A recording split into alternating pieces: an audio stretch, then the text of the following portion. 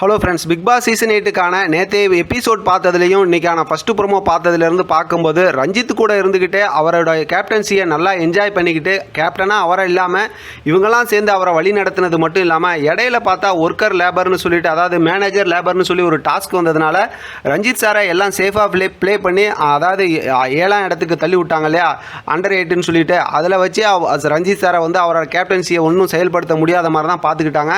அது மட்டும் இல்லாமல் ரஞ்சித் சார்கிட்ட வந்து அவரோட அன்பு வேணும், அவர் கோவப்படக்கூடாது அப்படிங்கிறத நல்லா அவரை சேஃப் ப்ளே பண்ணிவிட்டு வீக்கெண்டில் பார்த்தோம் அப்படின்னா, இப்போ விஜய் சேதுபதி கேட்கும்போது கொஞ்சம் கூட யோசிக்காமல் மூஞ்சிக்கு முன்னாடியே விஜய் சேதுபதி கேட்ட கேள்விக்கு டக்குன்னு பதில் சொல்கிறாங்க. அதனால் ரஞ்சித் சார் ரொம்பவுமே அப்செட் ஆகிட்டாருங்கிறத நம்மளால் பார்க்க முடிஞ்சு. எது எப்படி பார்த்தாலும் இது வழக்கமாக நடக்கிற ஒரு விஷயந்தான். இந்த வாரத்தோட அதாவது எபிசோடில் பார்க்கும்போது நேற்று அருண்கிட்ட பேசுறதா இருக்கட்டும், இன்றைக்கி ரஞ்சித் சார்கிட்ட பேசுறதா இருக்கட்டும், விஜய் சேதுபதி கொஞ்சம் அதாவது இருக்கக்கூடிய ஹவுஸ்மேட்டாக கொஞ்சம் கேஷுவலாக பேசினா நல்லாயிருக்கும்னு சொல்லி நிறைய பேர் கமெண்ட் பண்ணியிருக்காங்க. அது மட்டும் இல்லாமல் முதலாக சேவ் பண்ணுறது இன்றைக்கான எபிசோடில் அருண் தான் அப்படின்னு சொல்லி ஒரு ஹாப்பி நியூஸ் சொல்லியிருக்காங்க. பார்க்கலாம் என்ன நடக்குதுன்னு. இதை பற்றி உங்களோட கருத்து கமெண்ட் பாக்ஸில் தெரியப்படுத்துங்க. தொடர்ந்து ஆதரவு கொடுங்க. தேங்க்யூ ஃப்ரெண்ட், தேங்க்ஸ் ஃபார் வாட்சிங்.